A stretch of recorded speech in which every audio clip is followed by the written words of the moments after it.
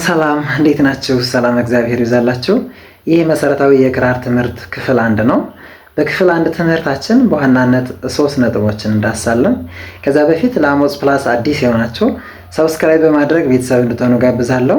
በዚህ ክፍል ከምናያቸው መሰረታዊ ነጥቦች ውስጥ የመጀመሪያ የሚሆነው አንድ የዜማ መሳሪያ መማር የሚፈልግ ሰው ሊኖሩት የሚገባ ቢሄቨርስ ወይም ጸባዮች ምን ናቸው የሚሉትን እንዳሳለን። የመጀመሪያው ጸባይ ለዜማ መሳሪያ ጥልቅ ፍቅር ያለው ሰው መሆን አለበት። ለሁሉም አቺቭመንት ፍቅር መነሻ ነውና ለዜማ መሳሪያ ፍቅር ካለው ስለዚህ ያቀደውን የዜማ መሳሪያ ተምሮ ውጤታማ ሊሆን ስለሚችል ለዜማ መሳሪያ ጥልቅ ፍቅር ሊኖር ይገባል። በሁለተኛነት ትጋት ያለው ሰው እንዲሁም ለነገሮች ትኩረት የሚሰጥ ተስፋ የማይቆርጥ ወይም ትዕግስተኛ ሰው መሆን አለበት።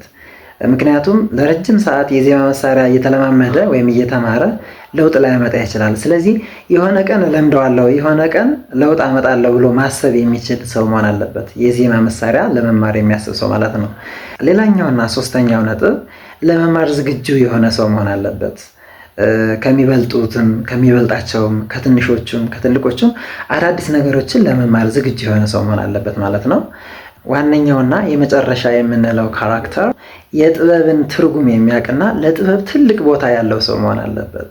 ዜማ ማለት ጥበብ ነው። ዜማን ደግሞ በመሳሪያ አጅቦ መጫወት ሌላ ውበት ያለው ጥበብ ነው።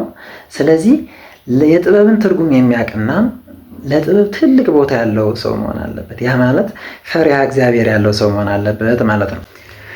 በዚህ ክፍል የምናየው ሌላኛው ፖይንት መሰረታዊ የዜማ መሳሪያ እውቀቶች የምንላቸው እነማን ናቸው የሚለውን እናያለን። መሰረታዊ እውቀቶች ስንል ለሁሉም የዜማ መሳሪያዎች ኮመን የሆኑ እውቀቶች ማለትም አንድ የዜማ መሳሪያ ተጫዋች ሁሉንም የዜማ መሳሪያ አይነቶች እንዲጫወት የሚያስችሉ እውቀቶች ናቸው። ለምሳሌ አንድ ክራር የተማረ ሰው እነዚህን እውቀቶች ካሉት በገና መጫወት ይችላል፣ መሰንቆ መጫወት ይችላል፣ ዋሽንት መጫወት ይችላል፣ ፒያኖ፣ ጊታር፣ ሌሎችንም ዘመናዊም መንፈሳዊ የሆኑ የዜማ መሳሪያዎችን መጫወት የሚያስችሉ እውቀቶች ናቸው። እነዚህ መሰረታዊ እውቀቶች የምንላቸው የመጀመሪያው ድምፅና ዜማ ነው። ሁለተኛ ቅኝት ነው።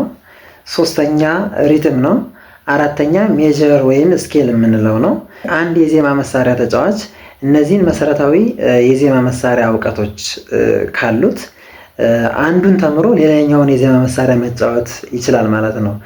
በመጨረሻ የምናየው ፖይንት ለዜማ መሳሪያ መማር ማስተማር የምንጠቀማቸውን ሜትሮሎጂዎችን እናያለን። በዓለም ያሉ የሙዚቃ ቤቶች የራሳቸው የሆነ የመማር ማስተማር ሜትሮሎጂ አላቸው። እኛ ግን የምናወራው በኢትዮጵያ ኦርቶዶክስ ተዋሕዶ ቤተክርስቲያን ስር የተለያዩ የዜማ መሳሪያዎች ማሰልጠኛ ተቋማት አሉ።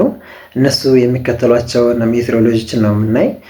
በዋናነት ሁለት አይነት ሜትሮሎጂዎች አሉ። የመጀመሪያው መጀመሪያ ቲዎሬቲካል ፓርቱን ዲፕሊ አስተምረው ከዛ ወደ ፕራክቲካል የሚገቡ ትምህርት ቤቶች አሉ። ሌሎቹ ደግሞ ቲዎሬቲካሉንም ፕራክቲካሉንም አብረው የሚሰጡ አሉ።